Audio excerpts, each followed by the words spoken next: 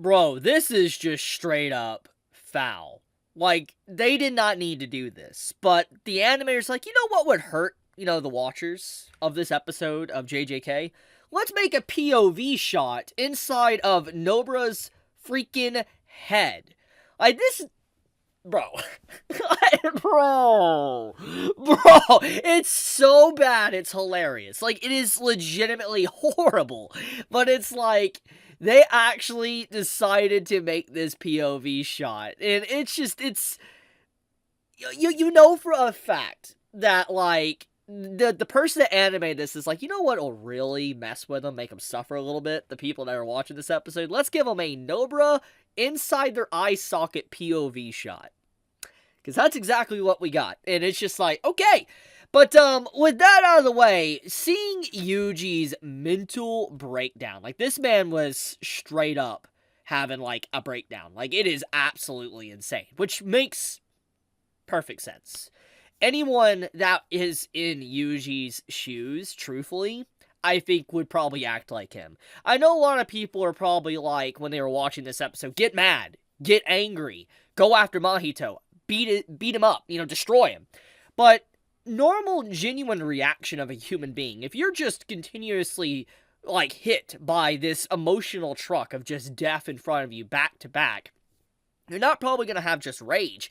You'll probably just be in such a state of shock and sadness, you'll just emotionally break down. And that's exactly what happens here. You just see Yuji emotionally break down as he's just starting to hyperventilate. He doesn't even know what he can do.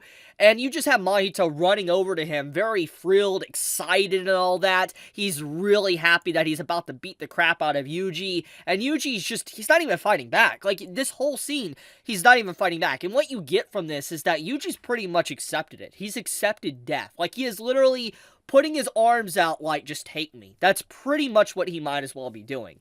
Yuji is literally at the point where he's like, I just don't want to live. Like, that's how he feels. And it's legitimate sadness, just seeing a character broken apart like this, because it's very different. It's a very different reaction from, like, what you would expect. Because in typical cliche fashion of a shonen, a character would just straight up go in rage mode and beat the crap out of the enemy. But that's not what happened, which once again goes back to what I talked about last week, and that Yuji is a very different character. Fundamentally, at his core, he's different than the normal modern shonen character, because he acts a little bit more realistic, which gives him a bad rep where the entire fandom clowns on him and says that he doesn't feel like an MC because of just how his interactions are. But legitimately, he is weak. He's strong, but also weak, and seeing him continuously take these hits to the face emotionally is not something I would wish on anyone. Not even my worst enemy, honestly, because it's like what he's experiencing is legitimately terrible. And I think that the only thing that's really commendable about this episode is that it is amazing that Yuji somehow, despite all of this, when he is literally crying, broken, and all that, he's somehow able to get himself up and kind of continue walking forward. Even if he needs a push on the back by those around him, it is still very inspiring. And this is kind of where the elements of hope come into play with this. Like, you know how I talked about last week? And now, normal shonen dictates that a character, their journey is very hopeful, happy, and there should always be a light at the end of the tunnel.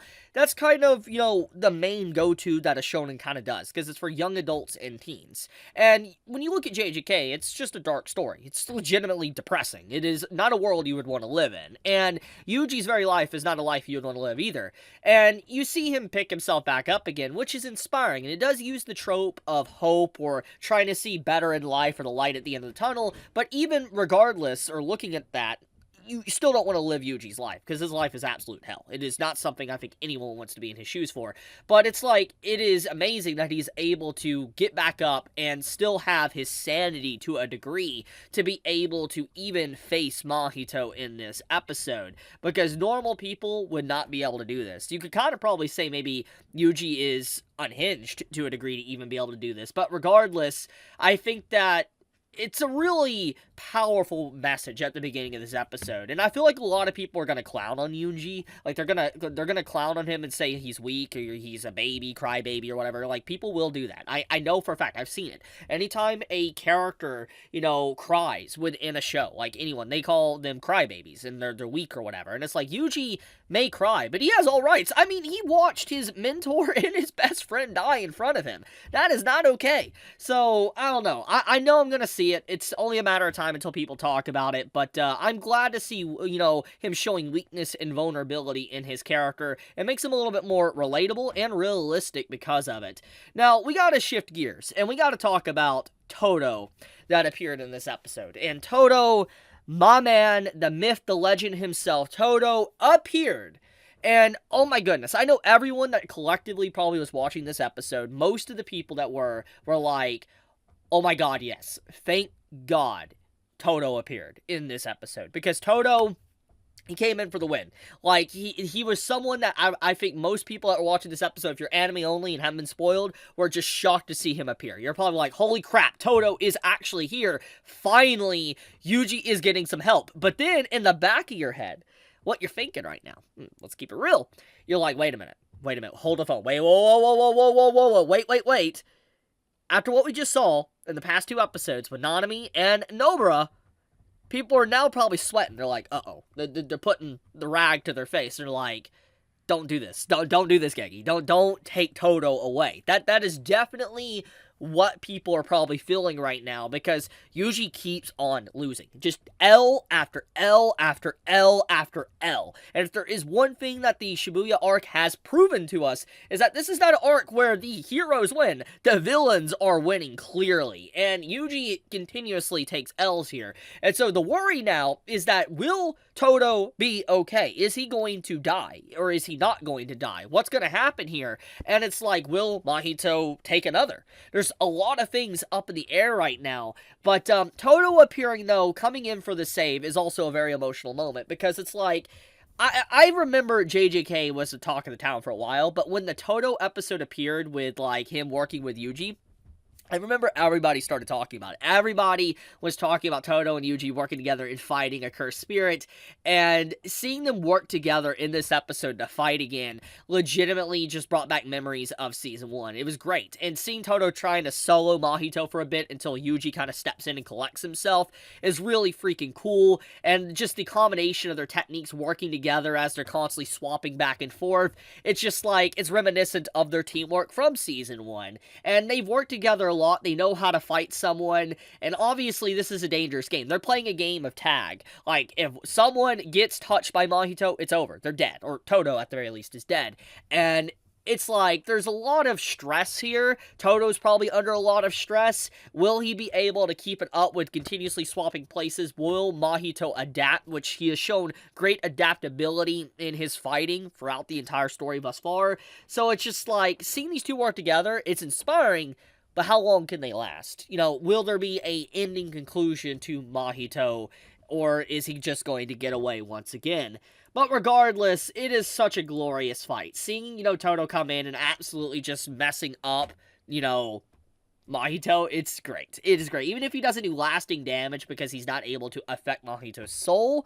And it's still nice to see Mahito kind of getting pushed aside, pushed back, and getting hurt, etc. And, allowing Yuji to kind of really build himself back up again. Because that's technically what the second half of this episode is really about. Like, if you really wanted to kind of describe why Todo was fighting Mahito for so long, was that he was just stalling. He was stalling for time for Yuji to be able to just get up, continue moving forward, and to be able to fight Mahito. Bring this man down.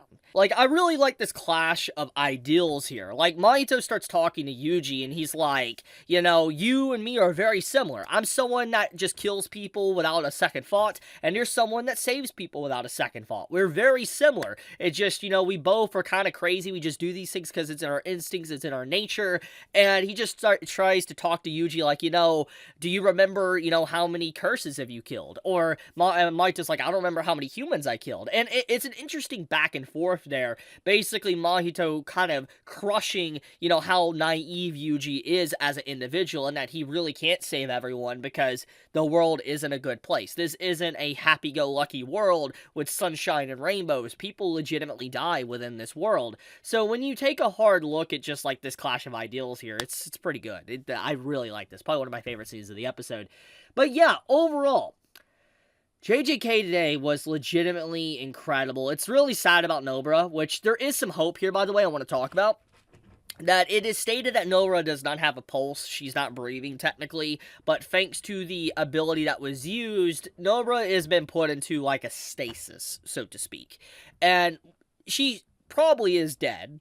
But there is at least a possibility, even if it's a percentage, 1%, there is a possibility that she might not be dead. Now, that is up to Gegi, the author of JJK, to decide, but from what we have seen, JJK is not a series that leads you astray. It will straight up kill characters and not give a crap about it, and Gegi doesn't care as well. So, thinking about it, is Nobara dead? Probably.